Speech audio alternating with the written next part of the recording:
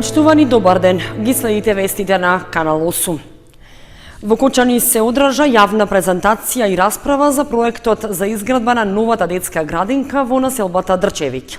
При тоа беше потенцирано дека се работи за прв објект во државата што ќе биде граден според најсовремени стандарди за вакви установи, а што треба да обезбеди поздрава животна средина за децата и можности за нивна поголема физичка активност. Новата детска градинка што треба да се гради во населбата Дрчевик во Кочани ќе биде прв ваков објект во државата што ќе добие фотокаталитичка фасада преку која ќе се врши прочистување на воздухот во внатрешноста на објектот. Ова, меѓу другото, беше кажано на јавната презентација и расправата во Кочани, што ја организираше Министерството за труд и социјална политика, а во рамки на проектот за креирање дополнителни места во предучилишните установи преку изградба на нови градинки и преку доградби и адаптации на постојните објекти. Се работи за детска градинка која што ќе се гради во населбата Дрчевик. Се работи за современ објект проектиран по најнови стандарди, кој што ќе се простира на 2 нивоа и со вкупна површина од 995 метри квадратни. Во состав на градинката има 6 занимални, капацитетот за 110 деца и дополнително на дворешното игралиште се простира исто така на површина од околу 1000 квадрати, кое што има новитети во себе поради природата на теренот, кој што е во пат. Значи, градилиштето се простира и се продолжува кон фасадата на зградата, која што овозможува дополнителни зголемени физички активности и учење и едукација на децата. Оваа фасада, значи, дополнително ќе биде фотокаталитичка фасада, која што ќе го прочистува локалниот воздух во околината на градинката од смог и загадување.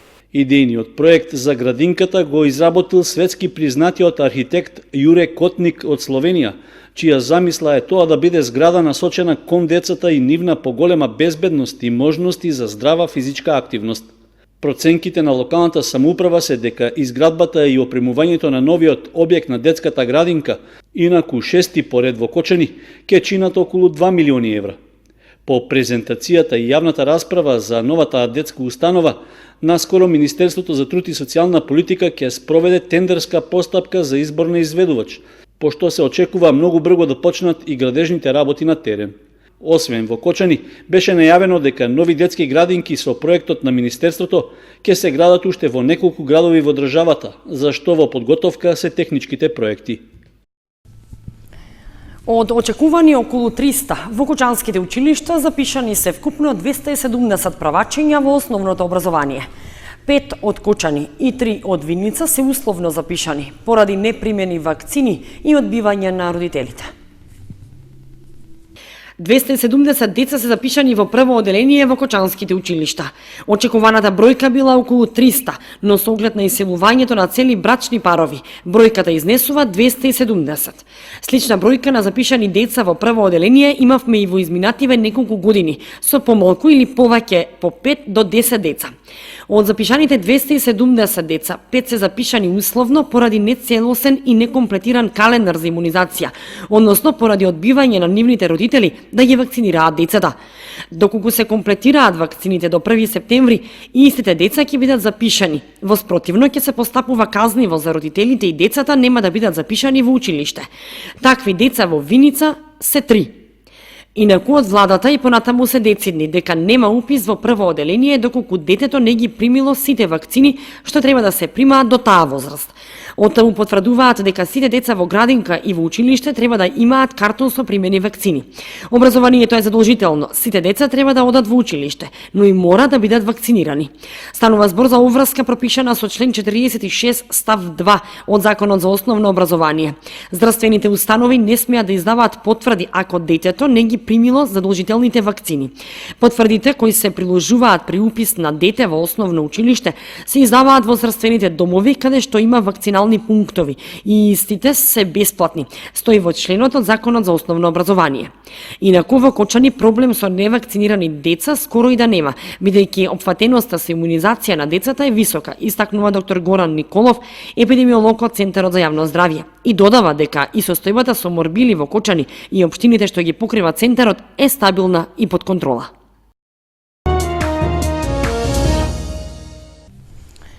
Ако сакаат да имаат вода земјоделците и да немаат проблем со законот, ќе мора да се ги измерат долговите спрема предпријатието.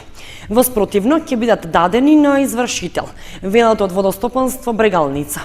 Најнередовни плаќачи со најголем заостанат долг спрема предпријатието е водната заедница Оризари. Нема пари, нема да има ниту соработка. Децидни се од Водостопанство Брегалница. Од вкупно 23 водни заедници кои функционираат на територијата на Водостопанство Брегалница Кочани, 13 се во стечај, а 10 во ликвидација. Вкупните побарувања на предпријатието се 53 милиони 549 илјади динари. Најголем долг кон предпријатието има водната заедница ГК2 Оризари со околу 8 милиони 500 илјади динари. Од предпријатието упатуваат апел до сите корисници кои имаат долг за 2016, 2017 и 2018 година во рок од 10 дена да го подмират, бидејќи во спротивно од предпријатието ќе постапат согласно законот. Не можеме на едни да пуштиме вода, на други не, што значи непопуларната мерка за недистрибуирање на водата за неплаќачите нема да ја примениме, туку за оние кои нема да ги подмират долговите ќе постапиме согласно законот, а тоа е ќе ги дадеме на извршител, па присилно ќе си наплатиме, вели директорот на Водостопанство Брегалница Дени Митров. Во последните 4 години процентот на наплата се движи околу 90%. Голем проблем се нерешените имотно-правни односи и несклучувањето на договорите од страна на корисниците. Инаку високите температури, деновиве и отсуството на дожд го намалија нивото на водата во акумулацијата Калиманци и во моментов е со 50 милиони метри кубни, но Митров вели дека е сосема доволно за успешно завршена сезона. И браната Градча е на 40 сантиметри отпразна, односно со 2 милиони метри кубни. Во портокалова фаза се навлезени неколку делови од земјата, меѓу кои источниот. УВ индексот е 9, а лекарите со препораки за заштита од топлиот бран. Во источните делови од државата и повардарието активирано е повисоко портокалово ниво на опасност поради високите температури и УВ зрачењето, информираат од Управата за хидрометеоролошки работи. Посебно треба да се внимава во источниот дел од државата, кога во следните денови, според прогнозата на Управата за хидрометеоролошки работи, ќе преовладува многу топло време, со температури над 40 степен. Индексот на УВ зрачењето е 9. На вакви високи температури, лекарите предупредуваат да не се излегува на сонце од 10 до 18 часот, само ако тоа е неопходно. Да се пијат повеќе течности и да се јаде лесна храна, повеќе овошје и зеленчук. Особено да се внимава со лесно расипливата храна, мајонези, кремови и сендвичи. Посебно да внимаваат хронично болните лица и редовно да ја примаат својата терапија. Во наредните денови во цела држава минималната температура ќе биде помеѓу 11 и 20 степени, а максималната ќе достигне до 40 степен. Под влијание на многу топла воздушна маса до средината на наредната недела, времето ќе биде сончево и многу топло, а само во петок ќе има известно зголемување на облачноста.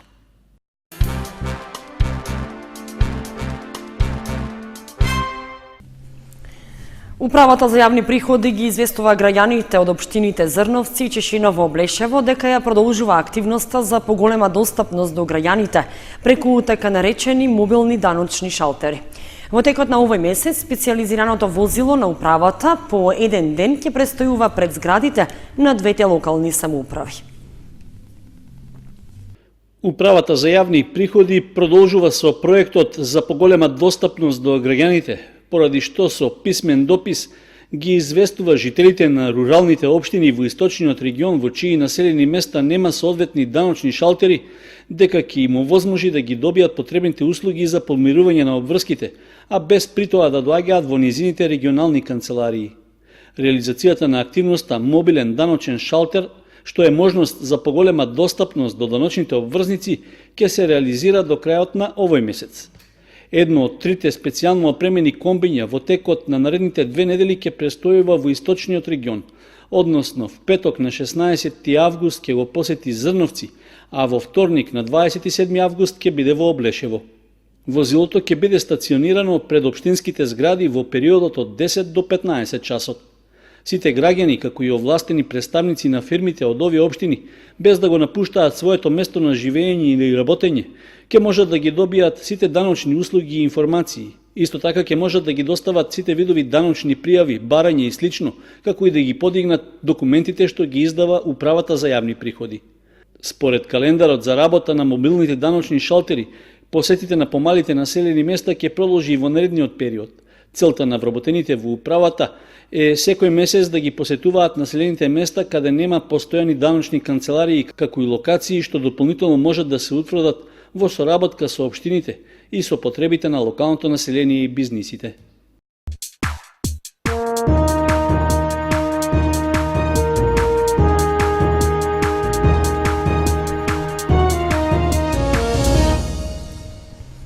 Следуваат информациите од спортот. Фудбалскиот клуб Осогово го одигра третиот пријателски надпревар во рамки на подготовките за првенството во втората лига Исток. На стадионот Никола Мантов, кочанскиот тим ја победи Прилепска победа со 6:0. Во третиот пријателски контролен надпревар што фудбалерите на Осогово го одиграа во подготвителниот период, забележаа победа. На домашен терен со резултат 6:0 го поразија тимот на Победа од Прилеп, кој до минатото првенство беше прволигаш, а од наесен ќе се надпреварува во второлигашкото друштво. Со тоа, по нерешениот резултат во Скопје и поразот во Струмица, жолто-сините на овој надпревар покажаа дека ја комплетираат формата и ги зацврстуваат играчките редови. Од друга страна, не би се направила и голема грешка во проценката ако се каже дека прилепчани беа целосно демотивирани во текот на надпреварот, иако повремено се обидуваа да преминат на противничката половина, колку да ја намалат опасноста да примат гол. Високата победа за Осогово можеше да се насети уште на полувремето, кога домакините водеа со 4:0. Така што до крајот на средбата ретко кој од присутните на Никола Мантов очекуваше дека е можен некаков пресврт. Иако од пријателските надпревари не може да се добие вистинска проценка за подготвеноста на екипата, сепак од она што го прикажа кочанскиот второлигаш, може да се насети дека ќе биде тврд орев за своите противници. Покрај играчкиот кадар кој во моментот му стои на располагање на тренерот Андонов, на средбата со победа имаше и тројца фудбалери кои одиграа пробен надпревар за нашата екипа. Инаку подготовките на Осогово продолжуваат, а следниот пријателски надпревар ќе се игра в сабота на стадионот Никола Мантов, при што ќе гостува Слога од Виница. Заедно со подготовките на клубовите за новото првенство се подготвуваат и во Фудбалската федерација на Македонија, каде треба да бидат извлечени двојките за распоредот во есенскиот дел од двете втори лиги. Исто така, треба да се добијат и екипите кои меѓусебно ќе играат во првото коло од Фудбалскиот куп. В петок ќе се одржи ждребувањето за распоредот во двете втори фудбалски лиги, пошто ќе бидат познати противниците на кочанскиот второлигаш Осогово. Извлекувањето на надпреварувачките броеви ќе се одржи во просториите на Фудбалската федерација на Македонија, а се однесува на средбите што ќе се играат во есенскиот дел од првенството. Истовремено се очекува да бидат извлечени и двојките за првото коло од Фудбалскиот куп на Македонија.